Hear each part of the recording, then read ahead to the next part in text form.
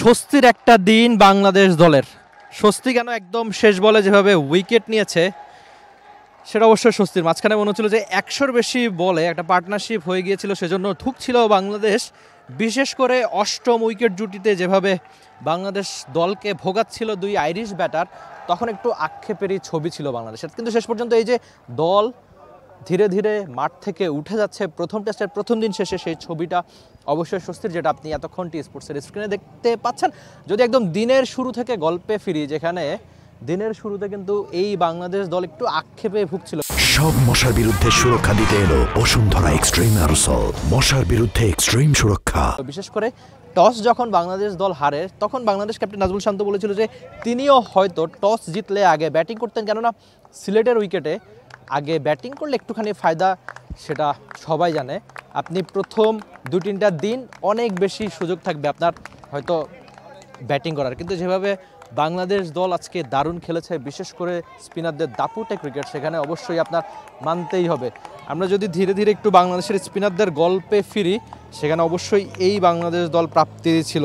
আজকে ডেবুটেন্ট যেভাবে হাসান মুরাদ বল করছে, বা শেষ বলে মেহেদী হাসান মিরাজ যেভাবে বল করেছে, সেটা অবশ্যই বাংলাদেশ দলের জন্য স্বস্তির। হাসান মাহমুদের নামের সঙ্গে একটা উইকেট, নাহিদ রানা 1, তাইজুল 1, প্রত্যেক বলার উইকেট পেয়েছেন। হাসান মুরাদ 2, মেহেদী হাসান মিরাজ তো দিনের অন্যতম সেরা পারফর্মারদের একজন।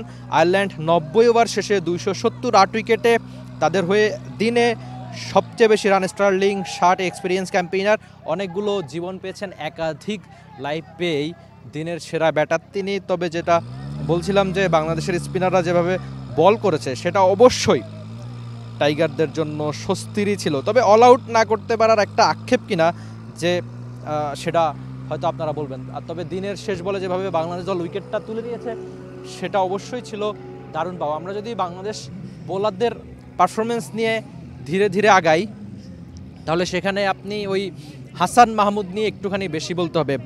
প্রথম উইকেটটা তো সেই হাসান মাহমুদেরই প্রাপ্তি নাকি? বিশেষ করে সকালের, আমরা জানি যে কোনো টেস্ট ক্রিকেট ম্যাচের প্রথম 30 মিনিট 40 মিনিট, ইনফ্যাক্ট প্রথম 1 ঘন্টা খুবই গুরুত্বপূর্ণ হয়ে থাকে। তো বাংলাদেশের পেসাররা যে দারুণ বল করেছে শুরুতে, নাহিদ রানা, হাসান মাহমুদ, সেটা অবশ্যই বাংলাদেশের জন্য একটা স্বস্তির দিক। সিলেটের উইকেটে ধারণা করা হচ্ছিল যে শুরু থেকেই অন্তত পেসাররা বেশ ভালো একটা সুযোগ বা উইকেটের ফায়দা নিতে পারবে, সেই কাজটা দারুণভাবেই করেছিল। তো মনে হচ্ছে কিনা যে হাসানের একটা উইকেট, আর আরেকটা ব্যাপার হতে পারে যে শুরুতে ওই 3টা ক্যাচ মিস, বিশেষ করে প্রথম সেশনে তো বাংলাদেশ আইরিশদের একটা উইকেট পেয়েছে, কিন্তু ওই যে প্রথম সেশনেই 3টা ক্যাচ মিস যেভাবে বাংলাদেশকে ভুগিয়েছে, সেটা অবশ্যই আক্ষেপের। বাংলাদেশ দল যদি সেখানে নিতে পারতো, তাহলে হয়তো স্টার্লিংয়ের এত রান করা হতো না।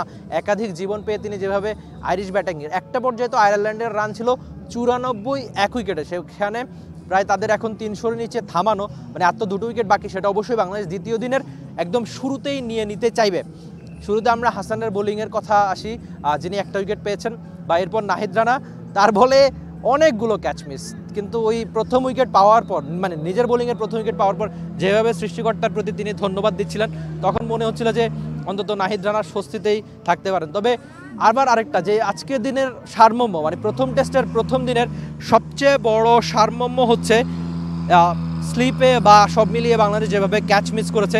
ইনফ্যাক্ট একটা পর্যায়ে নাজমুল শান্ত স্লিপে যে সহজ ক্যাচটা মিস করেছিলেন, তারপর সেই সহজ ক্যাচ মিসের পর সঙ্গে আরেকটা ব্যাপার হতে পারে যে এরপর ধারাবাহিকভাবে বাংলাদেশের ফিল্ডাররা যেভাবে ক্যাচ ধরেছে, সেটা অবশ্যই স্বস্তির। শান্ত একটা ক্যাচ মিস করেছেন শুরুতে, তারপর একটা ক্যাচ ধরে যেভাবে তিনি আনন্দে বা উচ্ছ্বাস করেছিলেন, তখনই বোঝা হচ্ছিল যে তিনি ওই ক্যাচটা ধরে বেশ স্বস্তিতেই ছিলেন, মানে ক্যাপ্টেন হিসেবে।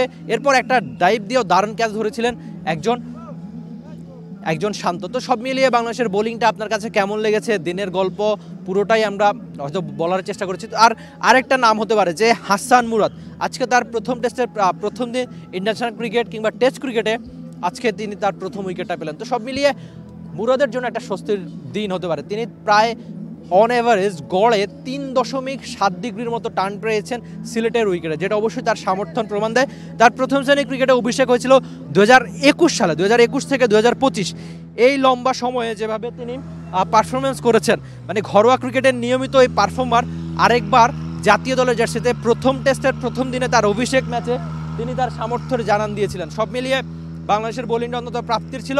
তবে যদি তারা অল আউট করতে পারতো তাহলে পুরো দিনটাই বাংলাদেশের হতো। ক্যাচ মিসের যে আক্ষেপের জন্য ভুগেছে সেই আক্ষেপটা যদি আপনি একপাশে সরিয়ে রাখেন, বাংলাদেশ দল নিশ্চয়ই ক্যাচ মিসটা অবশ্যই শুধরাতে চাইবে। প্র্যাকটিসে আমরা অনেক বেশি চেষ্টা দেখি বাংলাদেশ দলের, যে ক্যাচ মিস নিয়ে এত আলোচনা হয়, এত সমালোচনা হয়, এত চেষ্টা থাকে, কেন ম্যাচে বাংলাদেশ দল সেই ক্যাচ মিসেই ভুগেছে। অন্তত প্রথম দিন আপনি সেটা মানতেই চাইবেন। আপাতত এই ছিল প্রথম টেস্টের প্রথম দিনের গল্প সিলেট থেকে। আমি এতক্ষণ রিফাত এমিল ছিলাম আপনাদের সঙ্গে।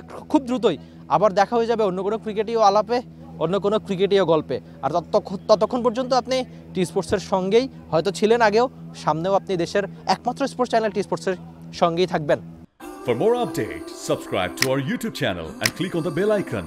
Follow us on Facebook and Instagram. Download T-Sports app to enjoy exciting games and highlights. Visit tsports.com.